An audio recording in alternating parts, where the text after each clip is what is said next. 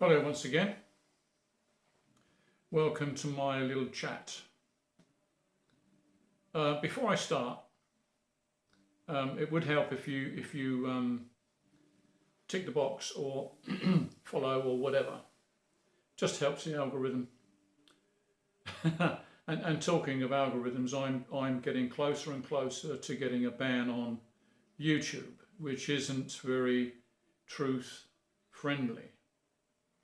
So I will leave a link in descriptions to this video to my other account on Rumble, which this will be duplicated just in case I am banned. Now, I'm very critical of one particular country, and I also criticise another country. I've got nothing against those countries, nothing against those people whatsoever. It's purely against the regime that runs them. And I shake my head. We have become a society of thousands, if not hundreds of thousands of rules. And most of those come from the EU. Now, the old rules were quite simple. 10 Commandments and the 7 deadly sins. And we all knew where we actually stood. Now, I must confess I've broken many of them, but they were written by a man after all, and I'm pretty sure rules are written for someone else and not me, being a lifetime rebel. And being a lifetime rebel, I've never had much time or respect for stupid rules. Now, talking about rules, let's move on to rulers.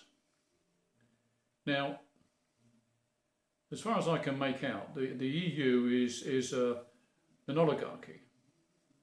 And an oligarchy is run by a few unelected people. A plutocracy is ruled by the very wealthy. And a corporatocracy, difficult word to say, is a society governed or controlled by corporations. Now, here in England, we've hit the jackpot. We've got all three.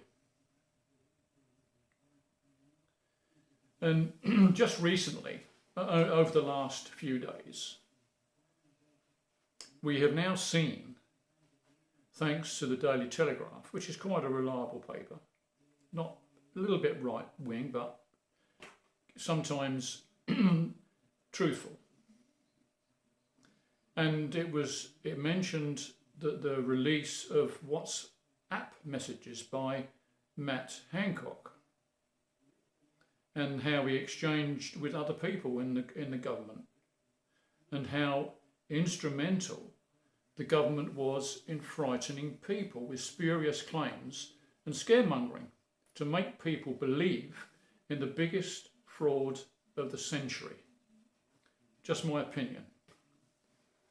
I never was taken in by the propaganda, but many people were, and they were scared.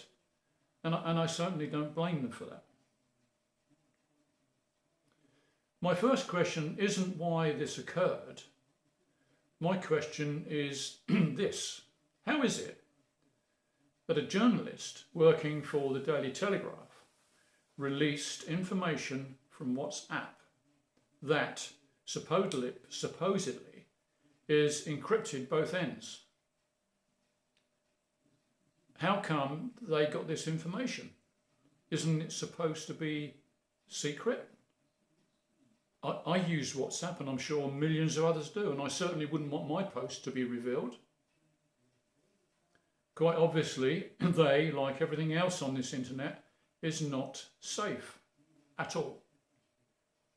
My question to this is this: what's the difference in the Daily Telegraph stealing private information that is supposed to be encrypted to Julian Assange revealing secret information about a dreadful regime called America? So will this journalist be arrested and thrown into Belmarsh prison without parole? I don't think so. So who can we trust after this revelation? The answer, once again, is no one. Anyone who trusts a government is a fool, and I'm sorry if you trust a government. And this has got to be a lesson to all of us. Most Western governments have no credible opposition, and they all have a major problem. And many Western governments suffer a recurring problem. Power attracts pathological personalities. And it isn't that power corrupts, but it's the magnetic attraction to the corruptible. Those people are attracted to it because that's what they are. The real conundrum here is, how would you react and behave if there was another pandemic forced upon us?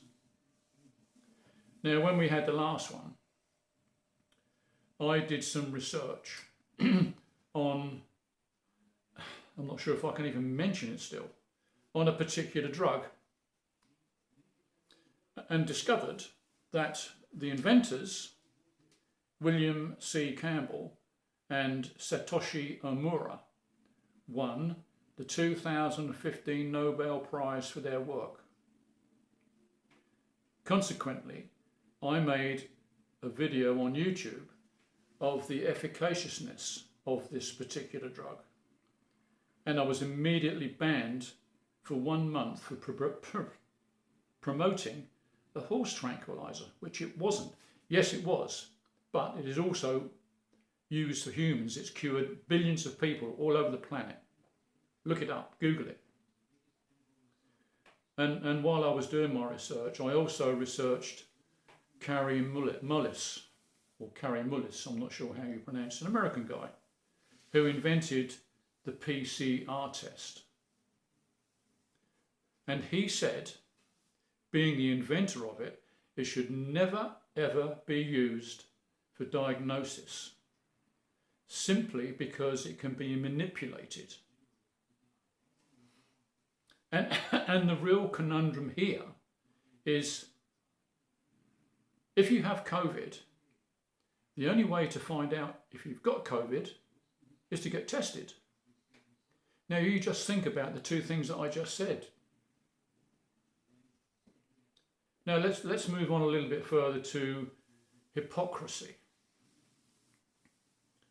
Now, our government and society in general promote a multicultural community where racism and hate speech are banned, and you will be fined and put in prison for doing those things, and quite rightly, in my opinion. However, we now have been encouraged to hate a race of people in a far-off land and ban everything they stand for, including poets, writers, artists, and sports people, and impose massive sanctions on those people and that country. And sanctions don't hurt the people up here, they hurt the little people down there, the ordinary people like you and I. And all these things that are going on is perfectly okay with most Western countries. But unfortunately, these sanctions have mostly backfired big time and will eventually turn the West into a third world country. And all this is done in spite of historical deals made in the past that everyone seems to forget very conveniently. Now, regardless of a treaty signed by 4 countries in 2014, many countries now want to join NATO. Even the country's next door neighbour, you know who you are. Now, to me, that is complete and utter madness. because if that happens, then that neighbour's borders would become a missile site. And by doing that, not only does it endanger that country, it also endangers the rest of Europe. So far from NATO protecting that country, it actually makes it a first target in a nuclear strike. That's a fact. Good luck with that in the future, especially when NATO falls, which at the moment looks considerably likely. Then there will be a lot of very angry people wanting blood. And I'm sorry if my opinions are not what you can handle. But as far as I believe, I haven't been indoctrinated by the multitude of utter bullshit aimed at anyone who clearly has no understanding of what is really going on in this world. I can only beg you to research everything. And most certainly do not pay attention to anything the mainstream media tells you. They're lying to you, no matter where you are. And the West, as I see it, in general, is living on a knife edge of political and social collapse, and all because of its fatal attraction to the American hegemony that is in the process of destroying itself through incompetent leaders and decades of bullying other countries and killing millions of innocent people. And they are telling us to hate another country? Oh God. That, my friends, is the highest order of hypocrisy. But what do you expect from a country wanting to rule the world by force? Like I've said before, I've no gripe with the American people or any other country's people. It's the regimes that are running those countries. And it's just that the administration and its tangled web of secret services. Once in America they had McCarthyism. Now it's much, much worse and as crooked as a drunk man's walk. And it's time now for massive, massive change from a unipolarity world to something much fairer. Strengthening regional identity in the developing regions of the world does not mean that multipolarity is not happening in global dimensions.